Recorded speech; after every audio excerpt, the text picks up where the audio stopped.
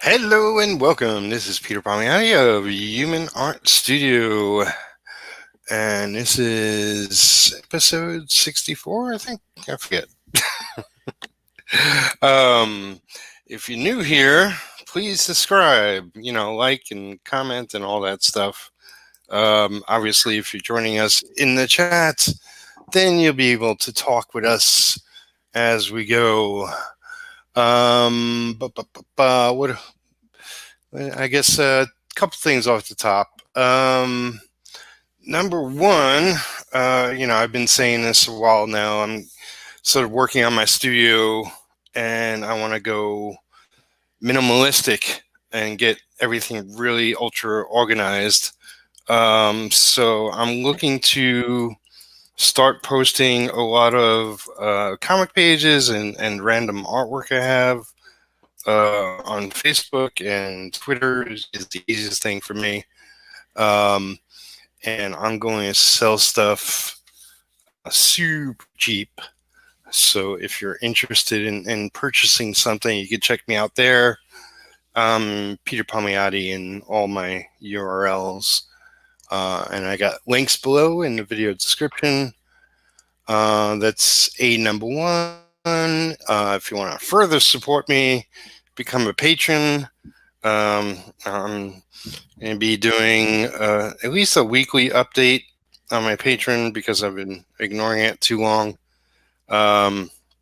So expect videos and progress on a webcomic I'll be working on called Worlds, which is like anime, heavy metal inspired comic I want to work on. And oh yeah, I'm going to be on Frank Salazar's new channel. I forget how you pronounce it. In 2 weeks, but this weekend I'll be on Chris Makes Comics channel. What day and time still to be determined, but I'll have appropriate links as soon as they arrive my way. And I also have a lot of guests lined up, and I'll be, also laying nose down as soon as I get it confirmed. But yeah, today, what are we doing here? We're here to talk to Mr. David Fleming. Hello.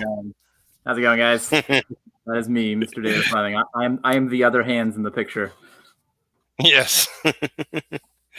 Yes, I'm working on my comic retro, and what are you working on? This is a comic that I've been working on for the past 3 years called Analog Missions. This is issue 2 is out right now on Kickstarter, which is kind of how this conversation all got started. It's actually kind of like funny that you said what you were saying about your other inspired comic. It's very heavily inspired by old 90s sci-fi that my dad used to make me watch when I was a kid and probably too young to really understand, and heavy metal and Tank Girl and all kinds of movies that I shouldn't have been watching, and I'm definitely too young to be a huge fan of. It's very sci-fi. It's like sci-fi fantasy because like it's very I don't like to use the term like steampunk, but it's very like wasteland post-apocalyptic, but then like all the characters are like robotic and sci-fi in their demeanor.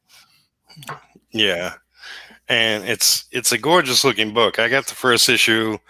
I have a vague recollection of the story, but I read too many comics. But it's definitely like I love your style on it.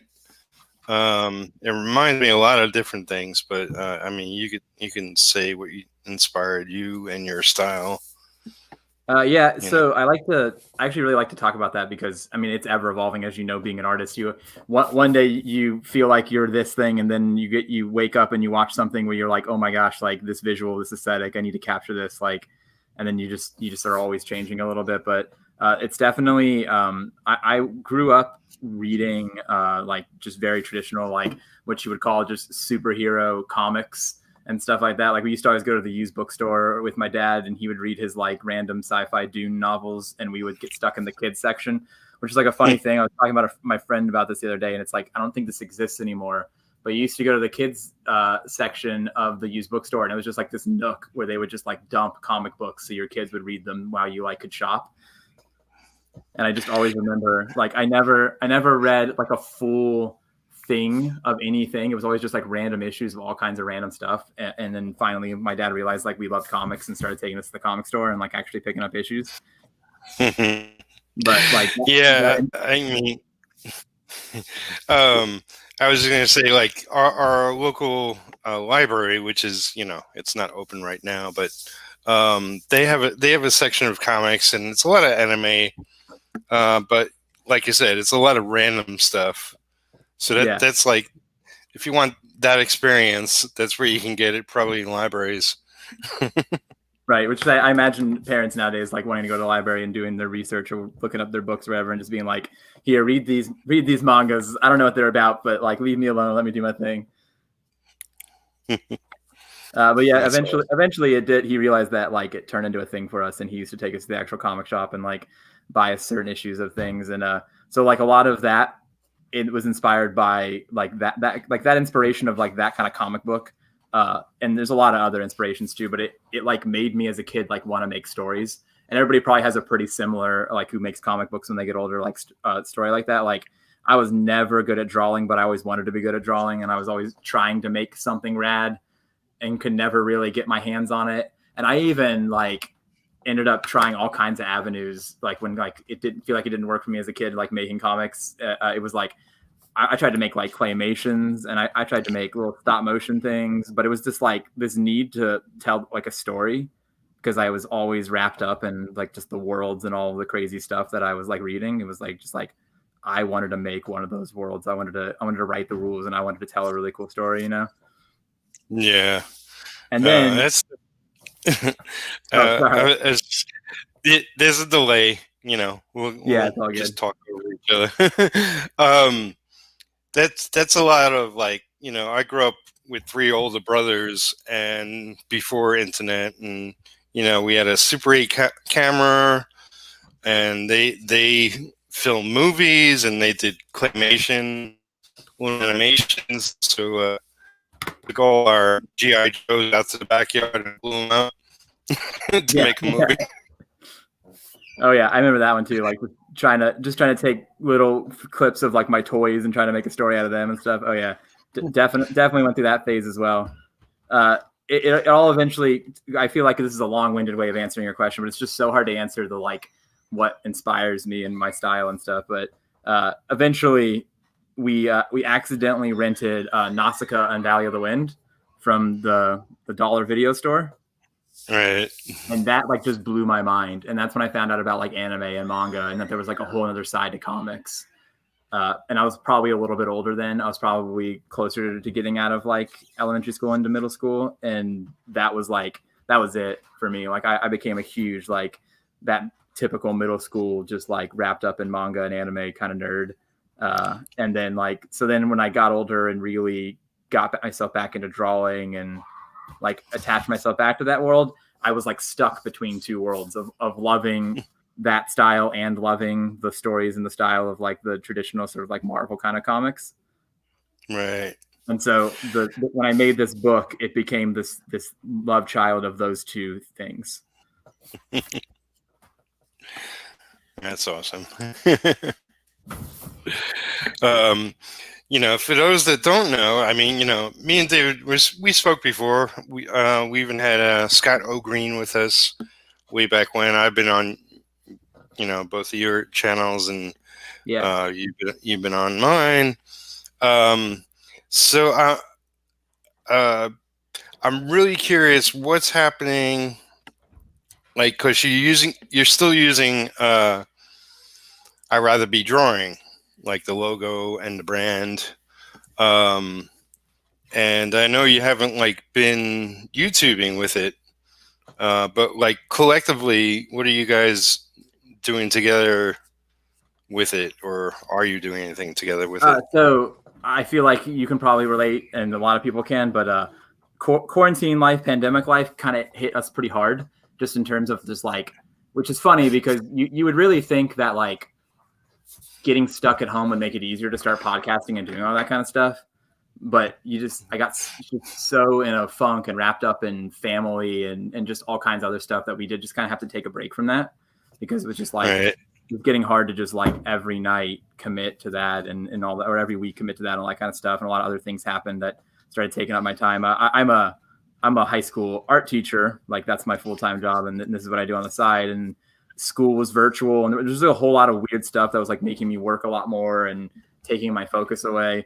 And so we are on a break right now. We're on like a little miniature hiatus of that, but it's not like the YouTube channel itself hasn't had anything new, but like we've been working our butts off. We still like, it's a collective. We made the thing for a reason. It's a check and balance system of two artists that are always constantly like in contact with each other. Like, what are you making? What am I making? Like this thing and that thing. And so like Scott is actually in the middle of working on his comic called October, which is all about this like cute little pumpkin guy that kind of comes to life, and he's kind of like the spirit of Halloween kind of thing. And so we've still been doing our thing and doing our jam sessions and hitting each other up whenever we can. It just hasn't been happening so much on the live sort of in front of people. But we actually like right now in the middle of working on like what night it would be to make that thing happen again.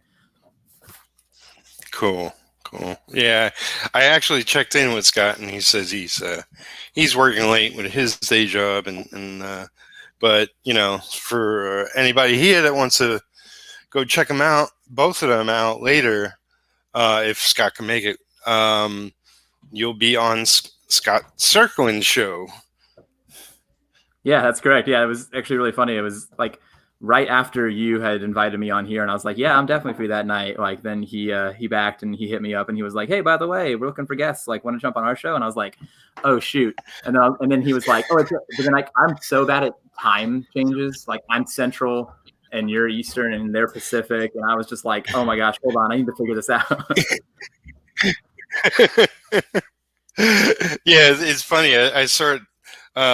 You know, like he set up his show for later, and it popped up, and it says, for me, it says 12 a.m. and I'm like, 12 a.m. Okay, that's midnight. You know.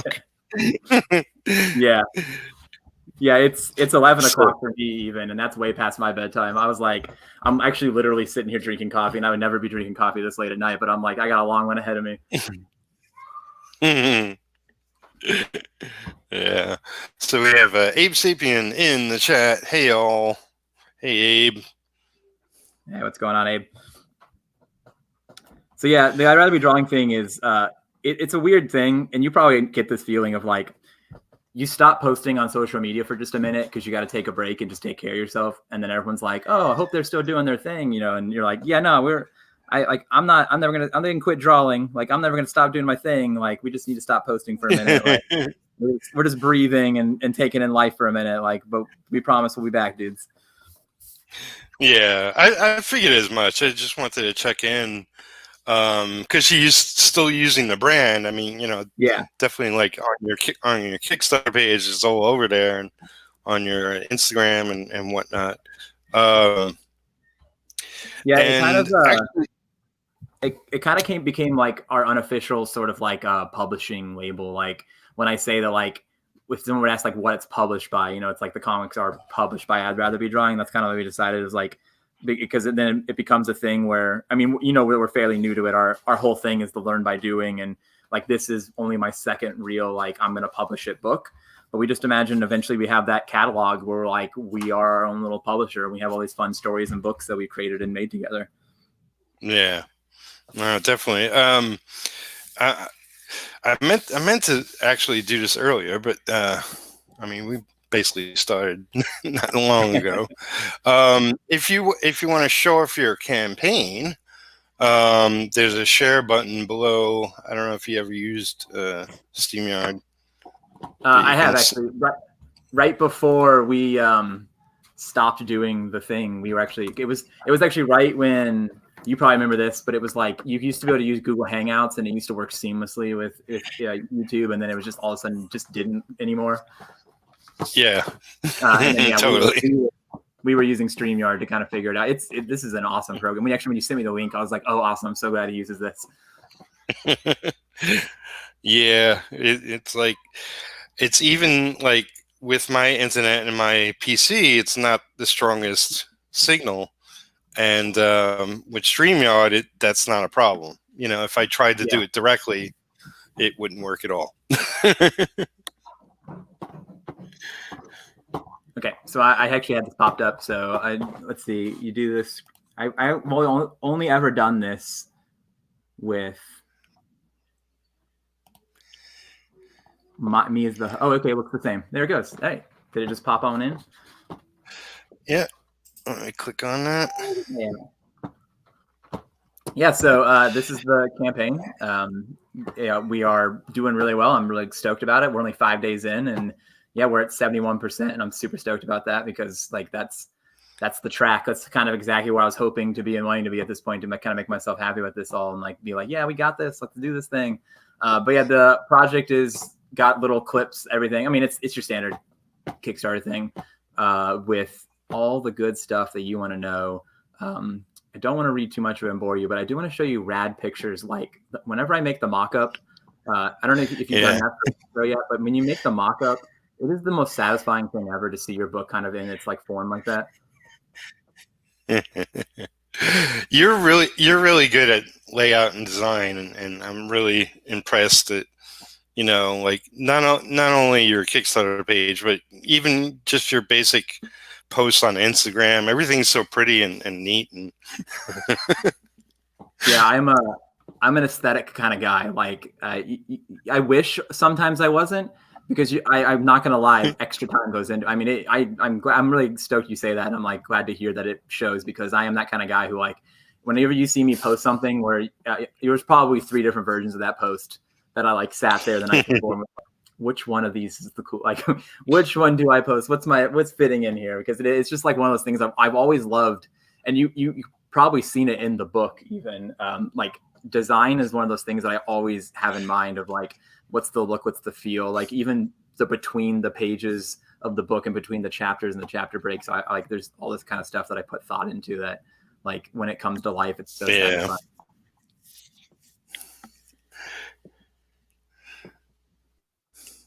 But yeah, a lot of what's in here is kind of what we just talked about too. I think it's really important when you have a Kickstarter campaign to like share that, like, who am I and my story. And I talk about that sort of speech I was just given, just like the love of storytelling and just like being so happy that I finally made it to a point in my life where I'm independent enough, and I don't know if skilled is the word enough, but just passionate enough to like put this thing together. Because this is a story that's been in my brain for a really long time, actually. But that's it's cool. Taken me a really long time to kind of like spit it all out. Because like, I mean, you probably know it too. Like whenever I first started making comics, I have a lot of little short stories, like a little 10-page, a little 20-page, a little thing I showed nobody because I was actually kind of maybe a little bit embarrassed when I was done with it. And then it was just like one of those things where I finally felt like I'd put in enough work to like put something together that I could share. Right. Yeah, it's a dynamite looking project, and you know, you can also cover the pledge levels so people can that's get a copy of the first. Yeah, so actually one of the fun things that my wife actually gave me this idea, and it was like genius, which is no matter what level that you back at. So even if you just back at the like basic level, just getting the book, and I don't feel like I hadn't said this, and it's pretty important. It is a 50-page soft cover, so it is not like saddle stitch. It is bound like a manga, and it's actually the same size as a manga. That's that inspiration I was kind of talking about, of sort of that look and feel of a manga, but having a lot of that like inspiration and style that kind of comes from that other side of comics. But every tier comes with a digital version of book 1. So like anybody who is jumping on and hasn't gotten my first one, they will still be able to get the story by just backing to get book 2.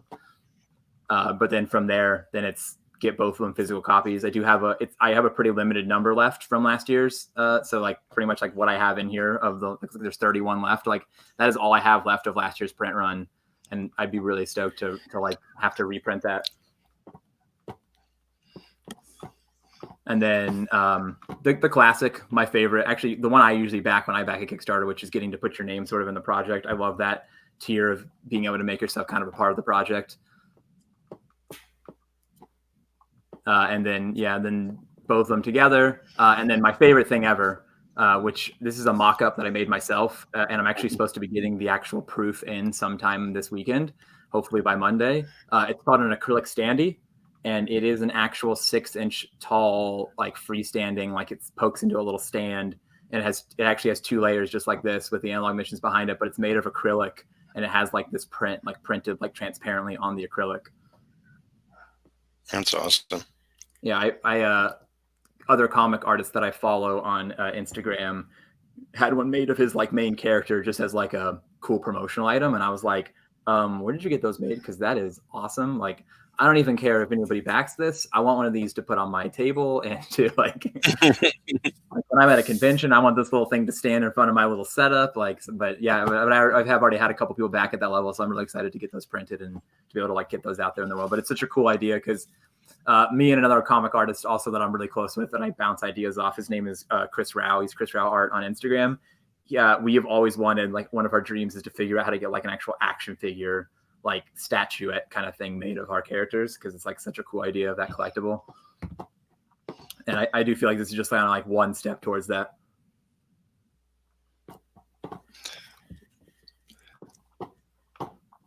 So then the next one is, building, getting an original drawing of any of my sort of robotic characters. So just in any way, shape, or form.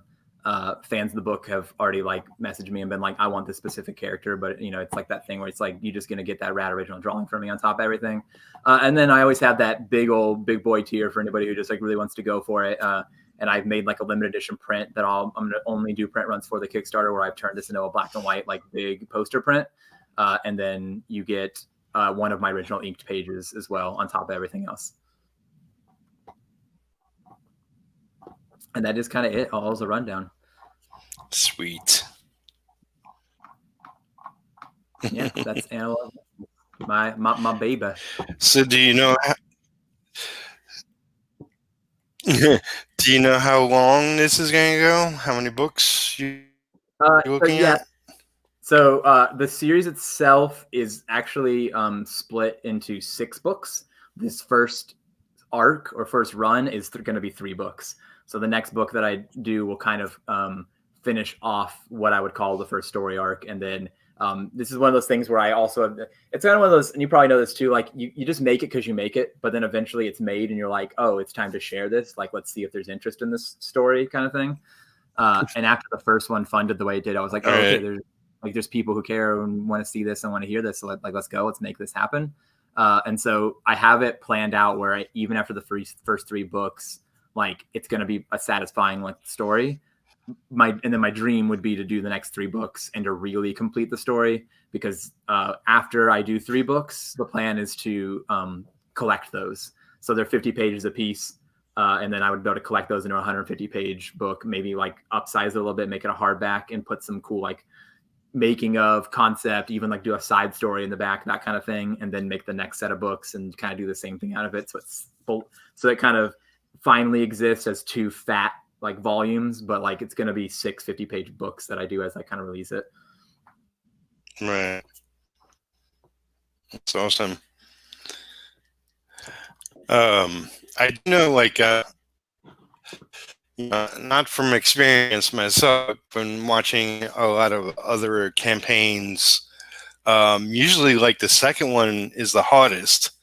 Like somehow the first one is easier because, it's your first time like putting out a product, and all your friends and family want to get in on it. But then, posting around and trying to get people to pledge to the second one, I've seen campaigns do only half as good and some not even get funded. How's your experience been thus far? Yeah, I mean, I would definitely agree with it. It's not a myth or anything. I mean, it's real. A lot of people, you get a random person who jumps on just to kind of see what it's like, and maybe it's not for them, or you get a random person who jumps on, but then they weren't a part of your fan base. So then when the second one comes out, they just don't even know about it. and then you also, and it is just that thing of like you said, friends and family are just like ready to roll. Like, you made a cool thing, like let's back it. It is definitely going slower, but I'm getting the same kind of attention, if that makes sense. Like, I'm still getting a lot of people like coming at it, and I think I was actually, by this time last year, I was at the goal for my other Kickstarter one, but then I just froze because it was just all my friends and family jumping on all at once. This one has been a steady each day climb and increase, and people coming into it and asking me questions about it and messaging me, and so like I do see myself maybe doing about the same or even like a little bit less than the first campaign, but it's that thing that you said. I mean, it just always happens because it's just like it's book 2. If you didn't get book 1, you feel like maybe you might have missed out, and there's a lot of variables with that. A couple of strategies that I have implemented are that thing I said about, everyone's going to get that PDF, like jump in on book 2 and you can still get the story. Like, don't feel left out. And it's the other reason why I self-titled the books. So when you see the actual covers of the books, they'll say like book 1 of 3, book 2 of 3, that kind of thing. But a friend of mine told me this, who's done a lot of Kickstarters, who said, don't say like Analog Missions book 2 in your title. Like, book 1's called Apollo, book 2 is called Oberon. Book 3 already kind of has a title too, but I'm not ready to reveal that yet, kind of thing. But it's kind of another technique to be like, here's this rad story, come check it out. Like, don't feel like you missed out, because it's that thing that happens too when you go to the comic shop and you see like book 7 of a cool looking book, but you're like, well, it looks like I missed that boat. That's curious. I could see the strategy in that, definitely. Yeah, and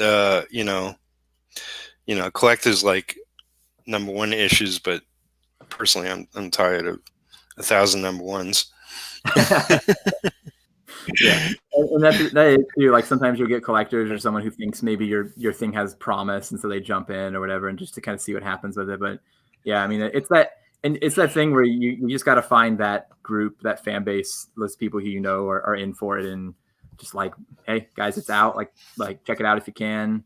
I mean, and you ran a Kickstarter, you know how it is. Like, you just got to let everybody know it's there. And be like, if you can't support, I'm not offended.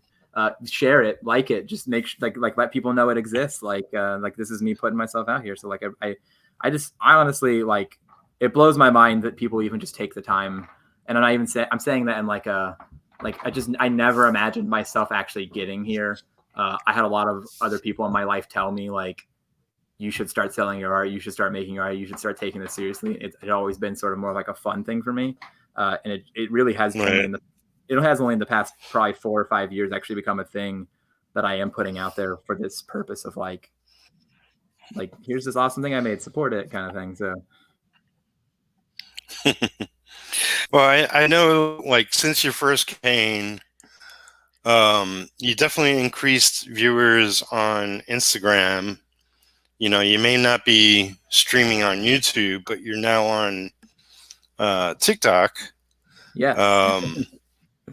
I don't have TikTok, so I don't know how well you're doing there, but what's that been like for you? It's actually been really fun. There's this really fun aspect of TikTok that it goes back to that thing you said about like an aesthetic that I have, and like I put a lot of time in Instagram and like my wall and how it looks and this like visual. I just post whatever the heck I want on TikTok. There's no standard on TikTok. And I say this like in not even in like a backhanded way. Like, you just post whatever and people are into it, and you just do it.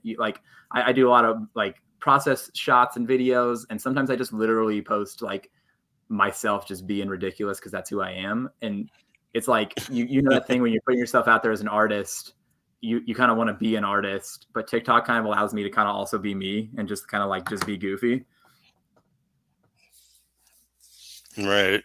So yeah, it definitely makes me appreciate just having a second avenue of like almost like professional side, and then like the other side. It definitely seems like a lot of fun. I know artists that are doing really good on it, but it's like I'm barely keeping up with what I do have at the same time. Oh, yeah. Yeah. But I totally get that too. So a lot of what I end up doing is just now whenever I do my digital work, like a lot. So I ink traditionally. I remember we had this talk when we had you on, because I'm pretty sure we had you on and talk about like Inktober stuff and all that kind of stuff last year. But Yeah. I do my screen tone work digitally now, because I actually did do all my screen tone work by hand in the first book. So it was all traditional, like cutting it with a razor blade, like all that, like the way that is done traditionally, and it ended up being expensive and time consuming, to say the least. And so what I ended up doing for the second book is I scanned all of the screen tones that I use. Like I still buy those same screen tones, because like if people commission me to do art, I do put traditional screen tone in like my commission stuff. And then I lay it in digitally. So now I just hit the record button. I just open up OBS and hit the screen record. And just whenever I'm having like a digital sesh, I just record. And then when I'm ready to post on TikTok, I just like grab some clips, speed them up, and throw it on there. Nice. Do you think you got any new pledges from TikTok audience? I do wonder, because I was telling my wife I have a lot of the people who pledged last time kind of message me and be like, hey, I love it, I'm gonna back, like I'm not ready to back it yet. But then I still have all these backers, and I'm like, who are these people? Like there's a lot more strangers, which is like a crazy thing, because like, as you know, you do usually know most of the names that back your Kickstarter. And so I am wondering if maybe some of them might be coming from TikTok, because those are all completely new followers and people that I haven't really gotten a chance to get to know as my followers yet. Right. Yeah, I mean, it's I understand it can be hard to figure out who's coming from where. Yeah, the analytics, I'm sure maybe cool, man. I'm sure maybe if I was better at reading analytics, I could figure that out. But the analytics on Kickstarter are like, they just say like, clicked on other thing, got here from other source. Like, I don't know. It's like, even people who came from my email list, it doesn't even say they came from my email list. Like I have friends who literally said like, yeah, I got your email and I backed it. And I was like, oh, it says you backed me from random other whatever thing. And they're like, oh no, I definitely clicked on your email link. That's funny. So you just can't like, I'm sure maybe if I'd set them up better or whatever. There's some people who are like bomb diggity at reading analytics and know exactly where things are coming from, but it's not that easy for me. I understand. So we got a couple of people in the chat. Abe says, I'm good decompressing after work. Appreciate that. And then we have Kelly. Hi, I'm new here. Oh, and what's up, Abe Kelly? says, welcome. I say, welcome. She says, thank you. That was the interaction. Yeah, I always appreciate new viewers. Looks like she's on the younger side. We drew that like 40 years ago. A little while.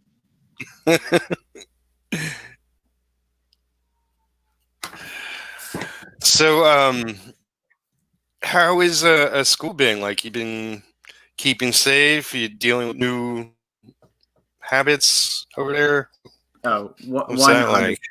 Yeah, it's so I am in a district that is actually still 100% digital.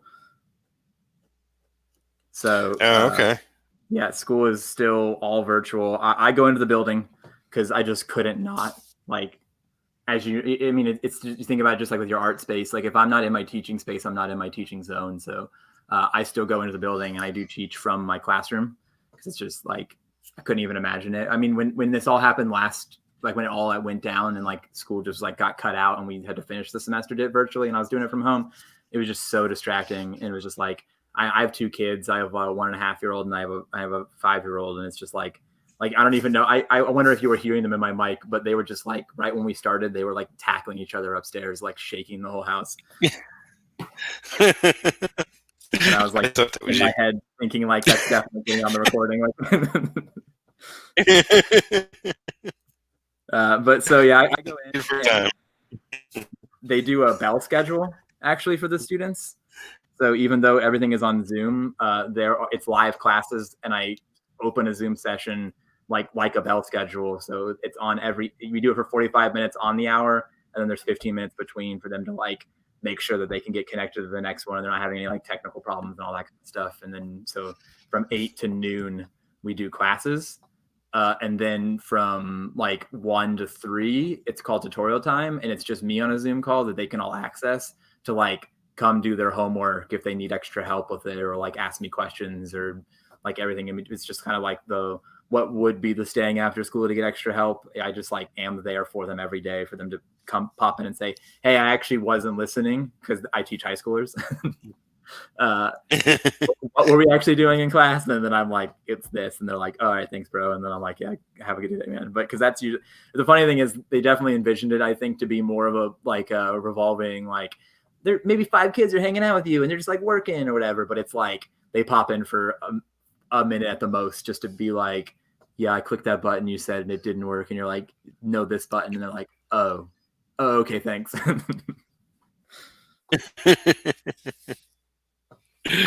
That's wild. Yeah, it's insane. It is like a thing that I know that I'm going to look back on now, and like this is going to be a thing I'm definitely going to be able to laugh about in a little bit. But right now, it's just kind of it's my I don't want to say stress, because it doesn't really stress me out, but you know what I mean. It's just it's my wild, weird thing happening in my life right now. Yeah. I do know a couple of parents in my small town, and they're dealing with their kids, and like they have homework and they gotta get on Zoom, like you said, and do all this stuff, and it's been challenging for them. A lot of parents have chosen to homeschool rather than go into school. Like there's an option. Yeah. So, yeah, and I don't blame any parent who's doing that too. I mean, if you have the resources, because I mean, I would definitely say, like, as a teacher and someone who's very positive about the situation, they're still getting really good stuff. Like I'm like, I don't know if I'd said what I taught, but I teach drawing and painting. Like I'm an art teacher when I'm not doing this. It's just kind of awesome because the passion is always around me. But like even with drawing as a media for me to teach virtually, like it's doing really, I'm getting some of the coolest projects I've ever gotten from my students. Like they're really learning and it's working, but it's getting them into the classroom. It's just like high schoolers, just it's so easy for them to skip now and for them to just like blow it off and just do other stuff. I didn't start skipping until college. I skipped in high school a lot. I was not a good high school student, which is actually really funny that I ended up becoming a high school teacher. And my wife picks on me all the time for it, because I'll come home and tell a story about something some kid did, and she was like, yeah, and you think you didn't do worse to your teachers? And I'm like, yeah, you're right.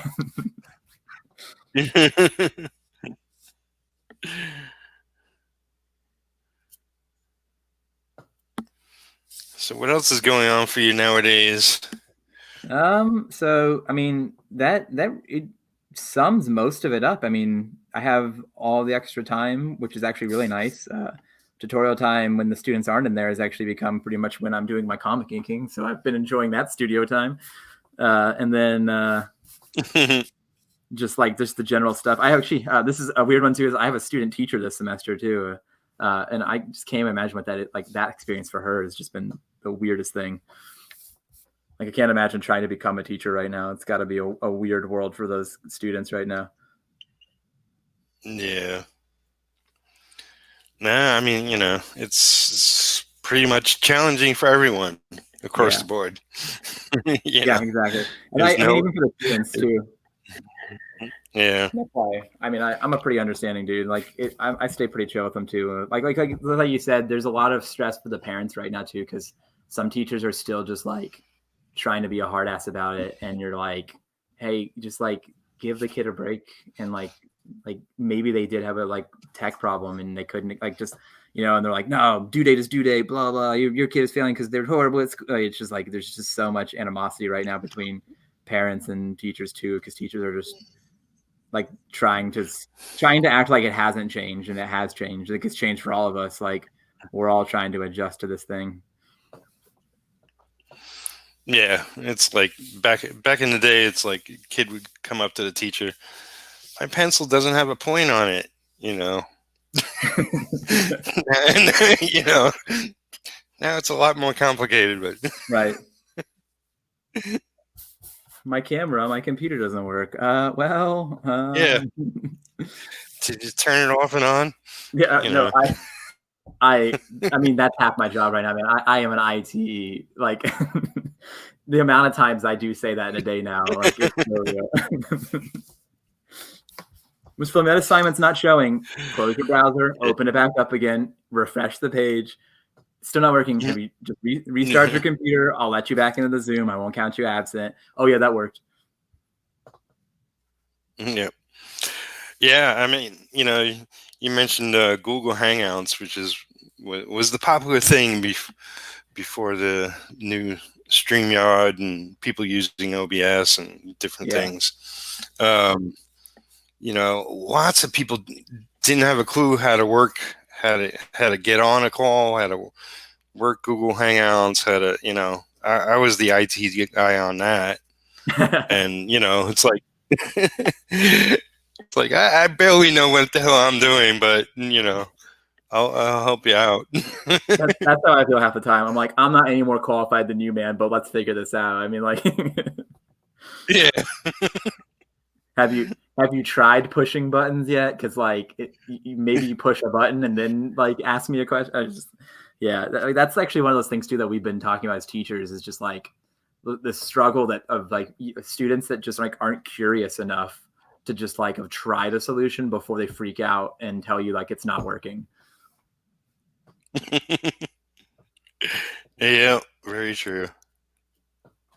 But that's one of those things that we hope like art as a subject in school is supposed to kind of foster that kind of curiosity, and that's like kind of what we base a lot of our curriculum after is like open-ended projects and things that make the students have to make decisions for themselves and like the what is the answer? Well, there's a lot of answers here, man. I deal with that a lot too, where you're like, you ask the kid, like you create some project and it has some cool boundaries in it, but then like for subject matter, you're like, yeah, just pick whatever you want. Like you can draw, like you want to draw Naruto, man, like go for it. But like we're doing like a value drawing or this or that kind of thing, you know, and like you gotta shade it or whatever. And then they're like, right, but what am I supposed to draw? And you're like, no, I'm telling you, whatever you want.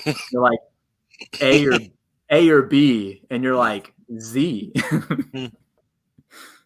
There is no multiple choice in this class, man. Like,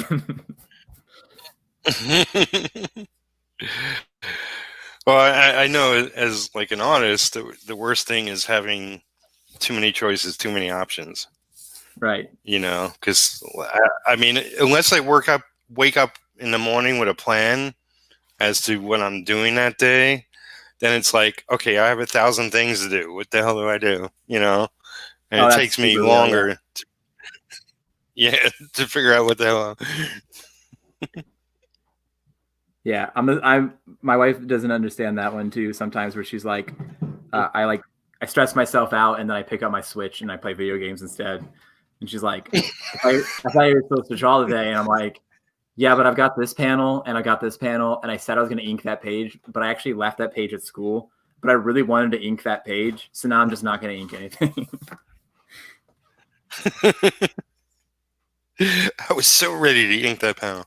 Yeah, it's like it's real. You have that. I wonder if it is just an artist thing and just that like I had the plans of creating that thing today, and now that I'm not, I don't want to, I don't want to make. Well, you know, it's like there's the creative part, then there's the business part, and you know, and then there's like stuff you can't put off, but you usually put that off anyway, and you know. Oh yeah, oh yeah. There's a lot of discipline to what we do, and I'm still learning. I mean, you know, I'm freaking in the business 29 years. You know, I'm good with working for other people and let them handle everything, like the business side of it. Yeah, Um, but when it comes to working for myself, doing my own thing, it's like, man, I still got a lot to learn. it is. There's there's so much to being an indie creator because you have to wear all of the hats. Like you're the marketer, you're the designer, you're the artist, you're the like you're the salesman. Like you got to do everything yourself.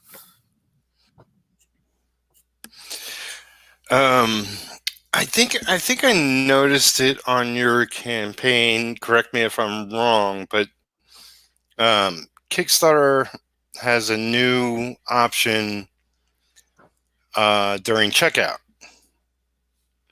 where you can throw people add-ons. Yeah. Did you use that? I'm in the middle of it actually. It was a beta thing, and only certain creators are allowed access to it. And I literally just got the email today saying, like, hey, like we've seen your project, and if you'd like to sign up to the beta program, like you can add add-ons. And I was like, oh, this is cool. And so I actually am going to check it out because it sounds like people have kind of worked around add-ons with Kickstarter for the past like 5 years of Kickstarter. I think that's about how long. Kickstarter's not super old, right? Like, yeah. Probably well, about that. I think it's at least 10 years. It may be a little longer. Huh.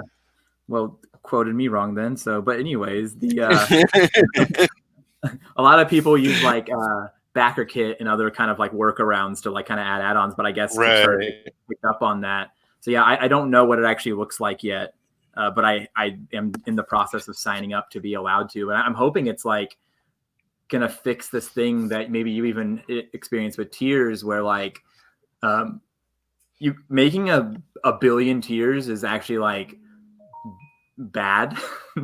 Like you can't make too many tiers, but you need to make enough tiers that there's like cool options, and each tier should build on itself, because if you like backed at the $15 tier and at like the $100 tier, you should definitely still be getting what the $15 tier people got.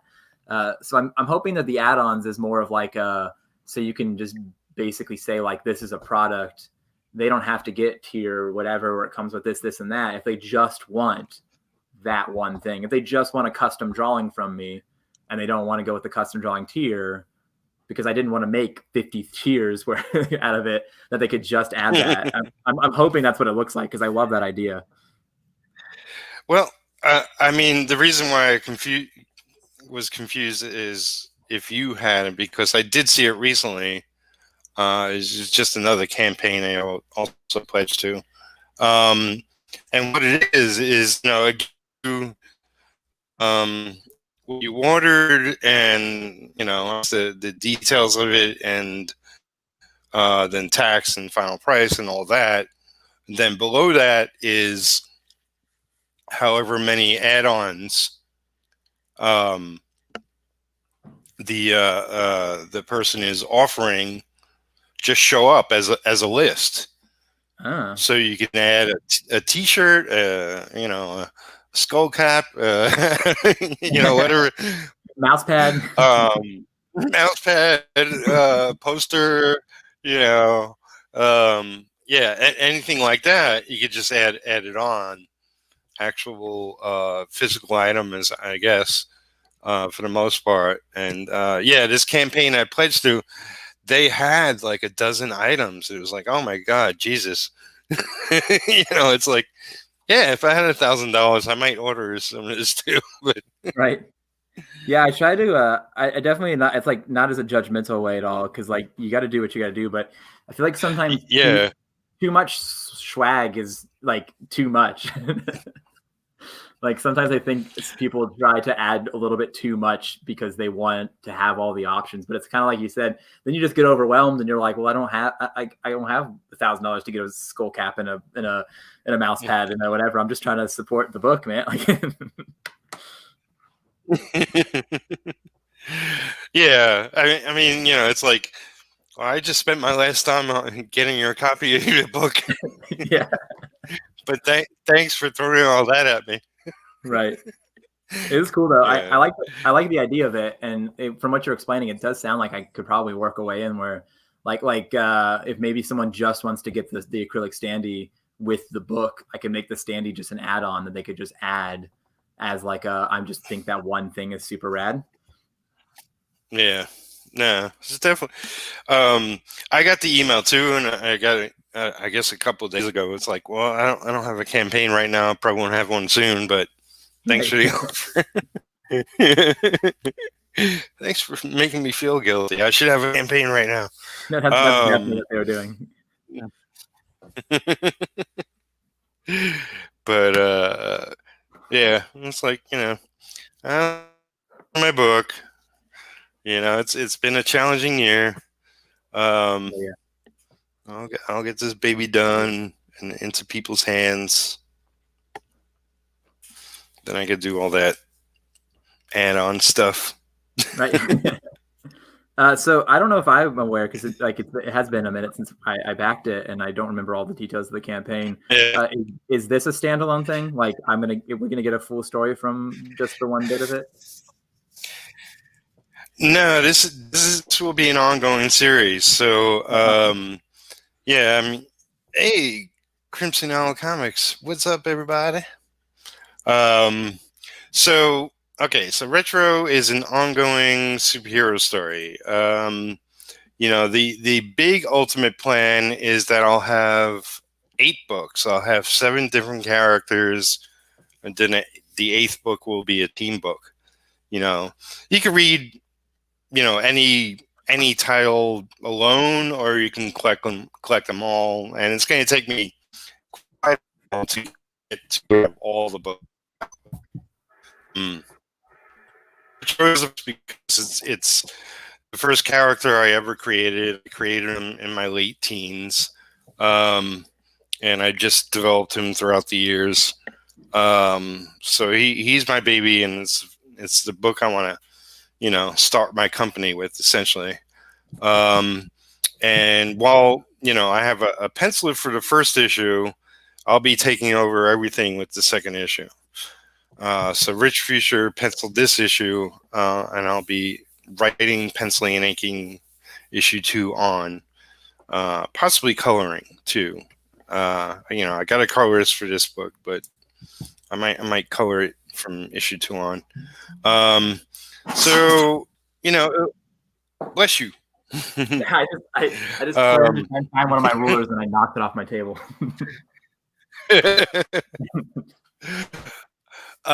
So essentially, a lot of what I read in the 60s to the 90s, I read a lot of superhero books and a lot of other stuff too, but Retro is inspired by a lot of that. I want to bring back like stories where the heroes are heroes and the villains are villains, and it's just about fun adventures and crazy lunatics and just lots of fun.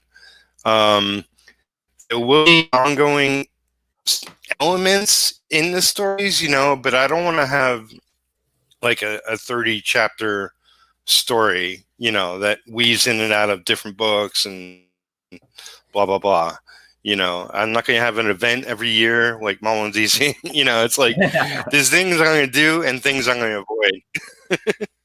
Yeah, no, I definitely feel that with the format. Yeah. That's why I wait until I have 50 pages in a book to release it too, is like a part of that. So like I want there to be like, when you're ready to back it and get it, you get the thing in your hands, and there's like a chunk to it, and there's something to read. It's not just like 20 pages, read it, 20 pages, read it, and when does this ever end? Like that feeling kind of thing.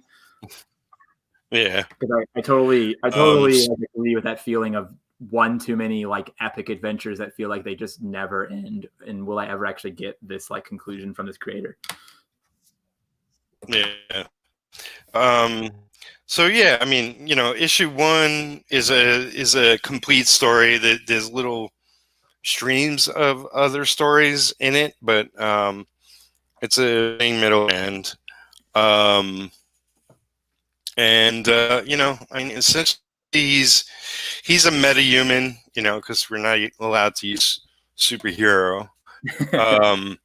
But but he's stronger than the average person. He's faster than the average person. He is the master at parkour. Yeah, that's his skill. And it's like, that to me is obvious. It's like,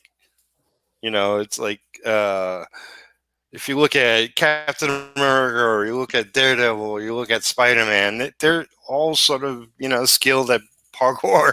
They just don't call it that. So I'm calling it that. That is kind of funny. And yeah, you'll get to, yeah, you'll get to see him as a hero, and you know, uh, eventually, like in the first issue, you'll meet somebody he interacts with as Retro. You'll meet his girlfriend in real life. You'll see where he works, his day job. So you'll get a good glimpse of him in the first issue. I almost wish I could do like introduction story, like, I don't know, like Fantastic Four, where the origin is in the first issue, and this sort of the sum of everything going forward is in the first issue. It's not like that for Retro. Um, you know, we don't know his origin off the bat, and we won't know it for a while, but we will get to it. Yeah, there's just like a lot of fun things I'll be building towards. And I got a number of stories off the bat that I want to jump on. But there'll be a lot of, single issue stories. Yeah, that's to get your I feet wet really with like the that character. idea of like it's the same world, but we're meeting different characters that sort of exist in this world. I like that a lot, and I like Yeah. that thing you say too about the origin story. This is like a thing that I've always learned from like studying like just the art of storytelling, which is like too many stories start at the beginning, but you don't need to. Like you need to start at the beginning of the conflict of the arc, and like it doesn't always have to be like he trips out the window and falls in the nuclear waste. Like that, you can tell that story through your story, kind of thing. Like, and so I like that you say that, because I do think that's that trope is probably actually one of the problems I have with a lot of the superhero like genre things, is like, I want to see him being Spider-Man, and then I want to, through learning who Spider-Man is and like reading the story and meeting his rivals and his nemesis and that, and then you're like, oh, and that's how he became this thing. Like that, I feel like that's a more interesting way of telling a story. Yeah. So there's definitely fun adventures he'll be getting into. I get it. Where are you at? Well, it's like I'm pretty much in the inking stage. It's like I'm all over the place with what page I'm working on. The reason I started this making comics and art series was that I could focus entirely on just inking Retro. It's because, like, while I don't have a day job, my sort of day job is doing paid gigs. So I don't get paid for Retro currently, but I do get paid for other stuff, and that's what I'm working on majority of the time. So the time I'm working on Retro is what you see essentially on my YouTube channel. But yeah, it's like, if okay, so I mentioned like I'm going to be selling a lot of artwork. So if I sell everything, then that will speed up me taking on less work, and I'll be able to get more Retro done, that sort of thing. If all of a sudden tomorrow I get 100 patrons on my patron page, then, it's like I could stop taking gigs, I could stop taking commissions, and I could focus more time on Retro. That's, how this business works. Yeah, exactly. I get that, because I come from it from the other side, which is I have to work my day job of being a teacher to be able to have the living income to be able to spend my spare time on this. And I think that maybe is a misunderstood thing, which I can't speak from experience on that one. But like when they're like, but your job is being an artist, and you're like, yeah, exactly. My job is being an artist. Like I have to do the work that pays me. Like I totally get that. Yeah. But, I'm definitely excited to, when I get this book done and get it into people's hands, and it'd be exciting. Yeah, I'm super excited for it. You're a really, like, your inking is dynamic as anything, and I love watching your ink stuff, because you're really good at laying in like blacks, and your, like, the way you hatch and stuff is really cool. So I'm really excited to see it all done and getting to just absorb all that. Yeah, yeah, and after I've worked on plenty of books throughout my career, and I have a decent sense of what's good and what's not, and what I like to see in comics. So, like, for instance, my first issues are bigger than the average. So, first issue is going to be 28 pages of story, and 40 pages total. So there'll be a lot of extras in the back. One of the extras will be the first batch of pages in pencil form, in ink form, and then just plain colors. So you could see it, like in the process behind it. And yeah, so the regular page count, I'm thinking of going to 25 pages, which is more than the average comic. Like Marvel and DC are 20 pages now or something. Yeah, I think their 24 is like cover to cover, but it's only actually like 19 or 20 of story. Yeah, that's sad. It is. They be standard like 22 pages, I believe. But yeah, it's like I might have ads in my comic, but it will only be 1 or 2 pages, and that will be not paid ads, but it will be me doing ads for other comics, my fellow indie comic professionals. Like I already know, like with Retro, I'm going to have my friend Jeff Lafferty and his comic, Berserkernaut, Scott Sorklin with his comic, Young and the Dead. Yeah. Gaz Gretzky and Hare 4. So I'm gonna have a page dedicated to those guys. That's a really cool idea. Actually, I molded the idea around of that one a little bit when I made my first book too. Of like, if I had ads, like the idea of being able to like support other indie creators. I love that. That's a really cool thing for you to, and like all those names you listed too. I think I backed at least half, if not more, of those. The Berserkernaut is a just beautiful book. It's like a comic style like no other. Yep. Yeah. And it's funny. I don't know if you were aware of Keanu Reeves did a Kickstarter not too long ago. I remember hearing about it because there's always a little bit of I don't know if drama is the right word for it, but people always get a little bit mad when celebrities do Kickstarter. Yeah. But the funny thing is, it was called Berserker. It was spelled differently, like really funky. Yeah. But it's essentially, you pronounce it Berserker. And Jeff's book is Berserkernaut.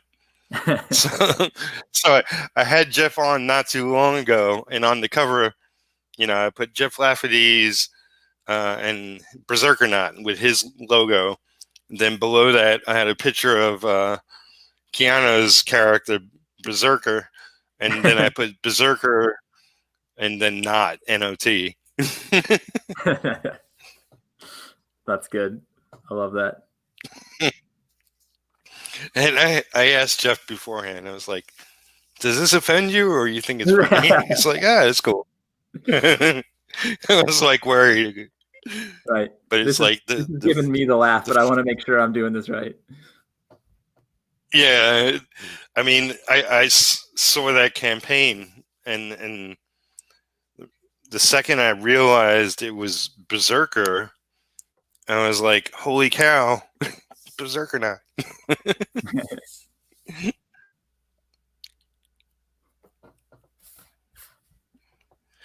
But yeah, it's like I definitely believe in supporting other independent creators. I've had a lot more people on here recently, and I'll continue in that. Because it's funny. It's like I'm watching other creators, and I'm watching them pimp their books, and there's more shows than ever, like popping up on YouTube where, independent creators having other independent creators on their show. And so it's like, there's a new book, let's call it Yellow. New book comes out on Kickstarter, and I'll see Yellow pop up on like 8 different streams I watch. And it's like, holy cow, they're pimping everywhere. It's awesome.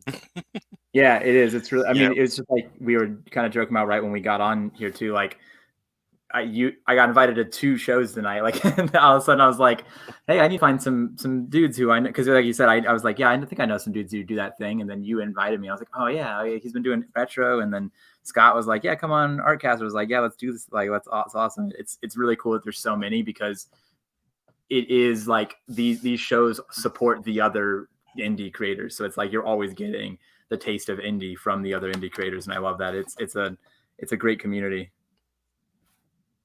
Yeah, and it's just growing and growing. I even have sort of a new segment I do. Not sure when I'm going to do it this month. Probably not this weekend. Maybe next weekend. I've done it twice so far, and I call it Pimp Your Comic, and it's where I do a stream, but I have it as an open stream. Oh, that's cool. Where people can come on and just talk about their comic and show us their campaign or where people can buy it. And yeah, so first one was highly successful. The second one, it was okay.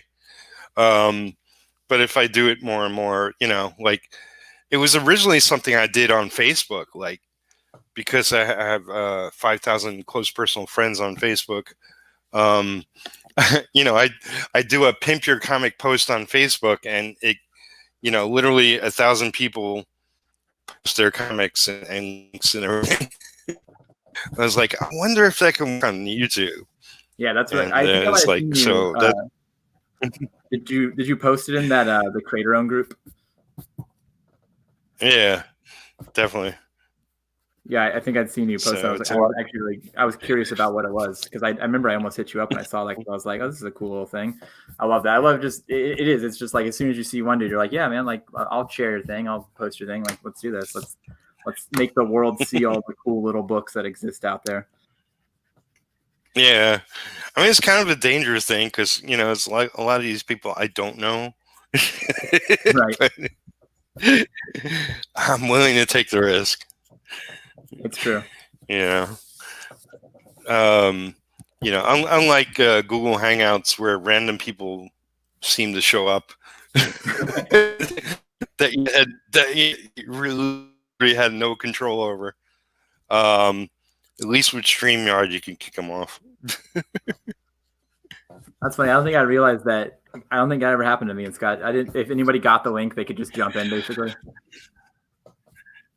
I literally do not know how it happened, but like back years ago when me and Jeff started the Artcasters, yeah, there was literally a bunch of kids like broke into the call, and started whooping and hollering, and it was like, what the hell? Like I didn't pass out the link, and Jeff didn't pass out the link. It was just like somehow, it was sort of weird because Hangouts, and they had like Google phone chat or something. I mean, everything was like connected, and I think wires got crossed, and somehow the kids made it into our call. Because Google's really weird because everything's sort of connected. I remember I accidentally called 150 people at one point. I was like, what the hell did I do? So,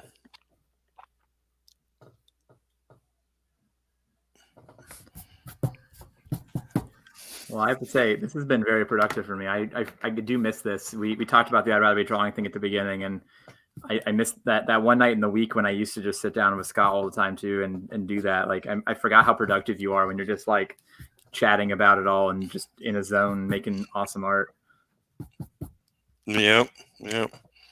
So, just mention now, we've been going over an hour. Is there anything that we haven't mentioned that you want to mention, or do you want to take people to the page again? What do you want to do? Yeah, that's a good. I mean, that's a good way to close it off. I think is show the page again and scroll through it. Just kind of give the spiel one more time. Okay.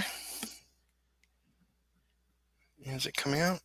Where are we? Oh, there it is. Yeah. So Analog Missions is a 50-page sci-fi inspired by that early 90s rad heavy metal tank girl, all that kind of stuff that just kind of like I had no business being into when I was a kid. And now I've turned it into this awesome comic about robots and just intrigue. Drop a big word there for you guys. And then but yeah, you can back the book. All backers at every level get a free PDF of the first book. So if you're just finding the series, this is book 2, but book 1 comes as the thing for every backer. There are still, what was it? I remember seeing the number. I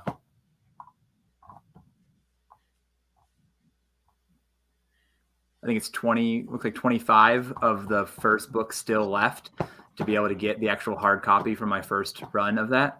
Actually, the fun thing to do is actually, if you want to cut the screen share, I just thought about this as well. Okay. But I've got the, I forgot I had this sitting here, but this is the actual first book, sort of like the format. There you go. So it's printed at the traditional size of a manga, and that's kind of like half the inspiration is that thing. It is a gray tone comic, black and white, because I do screen tone work.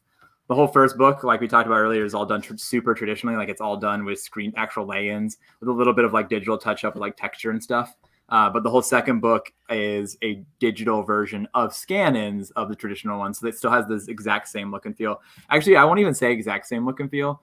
It has a new look and feel that I'm actually really proud of. I was able to capture something that I feel like I wasn't with this first book, with like really getting a darker tone and adding a little bit more of the tones, because I wasn't so like, oh, here's a whole sheet of screen tone going into one page. And so I am actually really excited about that. And that's another cool thing about like the following an indie creator and indie comics is seeing the growth of the creators as they like create the thing. And I'm really proud of that sort of aspect of those things. But yeah, that's the thing. So here, this is book 1. Book 2 is on Kickstarter now. They're both 50 pages. So you got almost 100 pages of story.